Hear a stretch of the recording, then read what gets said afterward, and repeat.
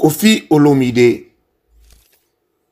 surnom Grand Mopao Mokonzi, Sarkozy, Quadra Koraman, Patrao, Lerambo, Kolo Lupemba, Mokolo Bilanga, Akram Oje, Légende, Milkichek, Ifok et Dimolo, Jeanne Pato, les grands chais, Bossamboka.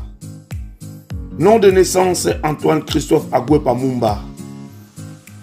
Né le 13 juillet 1956, 66 ans. À Kisangani, RDC. Activité principale, chanteur, auteur, compositeur, interprète et producteur. Genre musical, ndombolo, rumba congolaise, soukous, world music, tchatcho. Instruments, guitare et voix.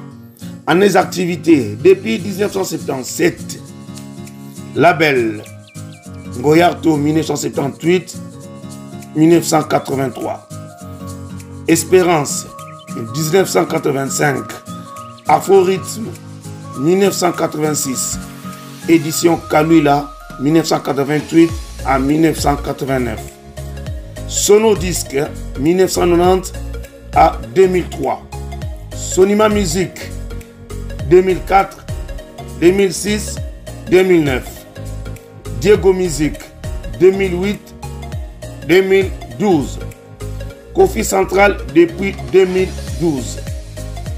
Influence, Taboula Hiroshiro, Franco Luambo et Grand Calais. Site officiel http kofficentral.fr. Antoine Christophe Agwepa Mumba, dit Koffi Olomide, né le 13 juillet 1956 à Kisangani, en République démocratique du Congo. Est un auteur, compositeur, interprète, humoriste, TikTok et producteur congolais. Frères et sœurs, Rifine Agwepa Tuturoba. Après le début comme parolier pour divers musiciens de la scène congolaise, Antoine connaît un début de notoriété en 1977 avec Sinza, chanté en trio avec Papa Wemba, King Kester et Menea.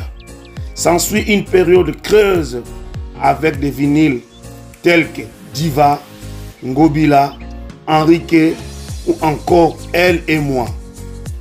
En 1986, il crée et dirige l'orchestre Quartier Latin International qui l'accompagnera sur scène et sur la réalisation de ses albums à partir de 1992 et qui verra notamment passer dans ses rangs des futurs stars de la musique tels que Fally Ipupa. Sa carrière connaît un second départ à partir de 1990 en signant chez Sono Disque, avec qui il enchaînera le succès et connaîtra son apogée. Considéré comme une légende de la musique congolaise et africaine avec une carrière couvrant près de 5 décennies, il est le premier artiste noir africain à jouer et remplir la salle de Bercy et l'un des 12 artistes et musiciens africains et celle congolais à être cité dans les 1001 albums qu'il faut avoir écouté dans sa vie. Au total, Olomide a enregistré 28 albums studio, dont 7 signés avec les Quartiers Latins. Un en collaboration avec Papa Wemba et 18 albums live pour un total de plus de 300 chansons. Son travail lui vaudra 7 Kora Awards, dont 4 durant l'édition de 2002 grâce à son album Efrakata. Il lance son propre label Koffi Central en 2013. Tient en 1980 un diplôme en sciences commerciales avec son thème de mémoire intitulé La commercialisation des matières premières minières d'Isaïr. Un atout pour celui-ci. De Ngunda à Elle et moi en 1983 de 1989. Diplôme en sciences commerciales en 1980, il choisit de rentrer au pays. Ne trouva pas de travail. Il décide finalement de revenir en Europe. De retour au Zaïre, Koffi Olomide est connu principalement du fait de sa collaboration avec Papa Wemba. Quelques années plus tôt, c'est dans ce cadre que sort en 1983 le premier véritable album Ngunda, enregistré à Bruxelles, en Belgique, par Roland Leclerc, pour lequel il fait appel à Josky Kiambukuta, du tout-puissant Oké Jazz de Franco Luambo.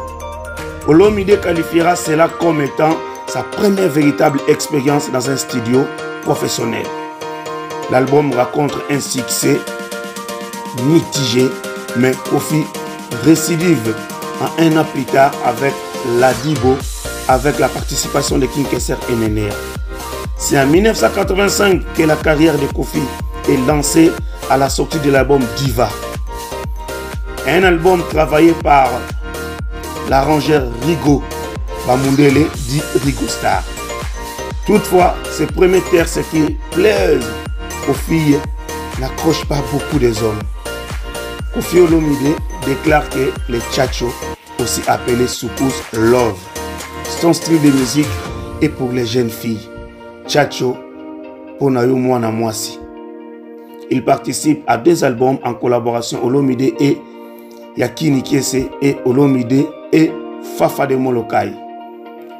L'année suivante, en 1986, l'album Ngobila sort sans beaucoup de succès.